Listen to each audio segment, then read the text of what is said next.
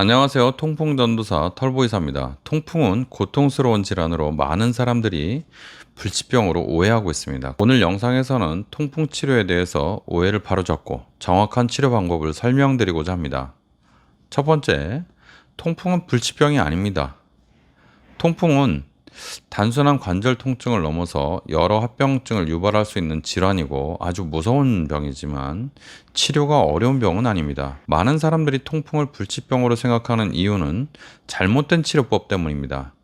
처음 6개월 동안 꾸준히 치료를 받는 것이 매우 중요한데 이 시기 동안 요산 수치를 철저히 관리하고 적절한 약물 치료를 받으면 통풍은 충분히 관리할 수 있고 점점 치료가 됩니다. 통풍이 악화되는 것을 막기 위해서 이 초기 치료 기간을 잘 견디는 것이 중요합니다.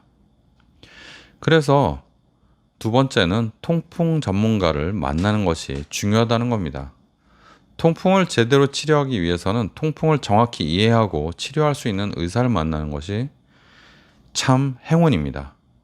안타깝게도 많은 의사들이 통풍에 대해서 최신 연구 결과를 반영하지 못하고 과거의 잘못된 지식에 의존하고 있는 경우가 많습니다. 저도 그랬습니다.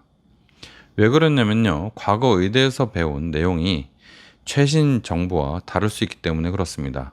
과거 의대에서 배운 내용을 기억하고 있기 때문이죠. 예를 들어서 과거에는 통풍의 원인과 치료법이 명확하지 않았기 때문에 적절한 치료가 이루어지지 않는 경우가 많았습니다. 그러나 이제는 통풍에 대한 연구가 많이 발전하였고 이것을 기반으로 통풍을 효과적으로 치료할 수 있는 방법들이 나와 있습니다. 따라서 통풍을 정확히 진단하고 치료할 수 있는 전문가를 찾아가는 것이 사실 매우 중요합니다. 과거에 잘못된 정보로 치료하면 아무리 해도 낫지 않고 합병증만 자꾸 심해지기 때문에 그렇습니다. 세 번째, 통풍을 방치하면 합병증이 심해집니다. 통풍은 단순히 아픈 병이라고 알고 계시는 분들이 많은데 단순히 관절의 통증을 일으키는 그런 병이 아닙니다. 통풍을 제때 치료하지 않으면 요산이 체내에 계속 축적돼서 심각한 합병증을 유발할 수 있습니다. 비만, 고혈압, 당뇨, 심근경색, 심장기능 저하, 그리고 신장기능 저하 같은 심각한 그런 질환들과 밀접한 관련이 있습니다. 이런 합병증들은 통풍 환자의 수명을 단축시키고 삶의 질을 크게 저하시킬 수가 있습니다. 따라서 통풍을 단순히 관절 문제로 여겨서 방치하는 것은 매우 위험합니다. 통풍을 제때 치료하고 관리하는 것이 건강을 지키는 첫걸음입니다. 네 번째, 요산 관리는요, 약물로 해야 됩니다. 생활 습관보다 중요한 것이 약물 치료입니다. 통풍은 요산이 체내에 과도하게 축적되어서 발생하는 병입니다. 요산 수치를 낮추는 유일한 방법은 약물을 복용하는 겁니다. 많은 사람들이 생활 습관과 식이요법으로 요산 수치를 조절하려고 하지만요. 이것은 보조적인 역할에 불과합니다. 한 10%밖에 안 됩니다. 예를 들어서 많은 사람들이 고기나 해산물을 피하고 식단을 철저히 관리하려고 하고 있지만 이런 방법만으로는 요산 수치를 충분히 낮출 수가 없습니다. 요산 수치를 낮추는 약물 복용이 통풍 치료의 핵심입니다. 약물 치료를 통해서 요산 수치를 안정적으로 유지하면 통풍의 통증도 완전히 없어지고 합병증도 막을 수 있습니다.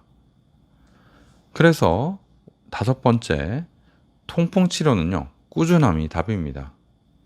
통풍의 원인은 주로 신장에서 요산을 조절하는 기능에 문제가 생기기 때문에 이 단기간에 어떻게 해결되지 않아요. 꾸준히 약물 치료를 해야 요산이 꾸준히 낮아지고 그래야 통풍이 해결됩니다.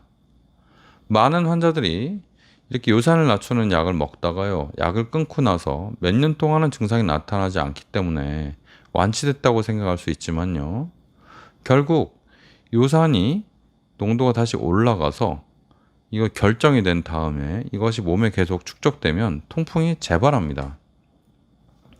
통풍은 단기간에 치료할 수 있는 병은 아니지만 치료가 잘 되고요.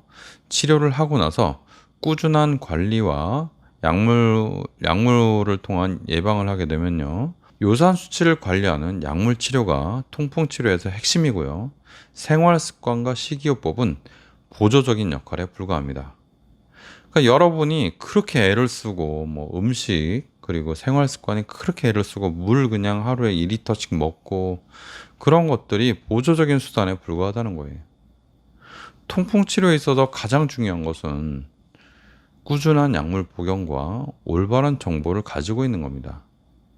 여러분들이 여태껏 갖고 있던 통풍에 대한 오해를 버리고 정확한 치료 방법을 통해서 건강한 삶을 되찾으시기 바랍니다.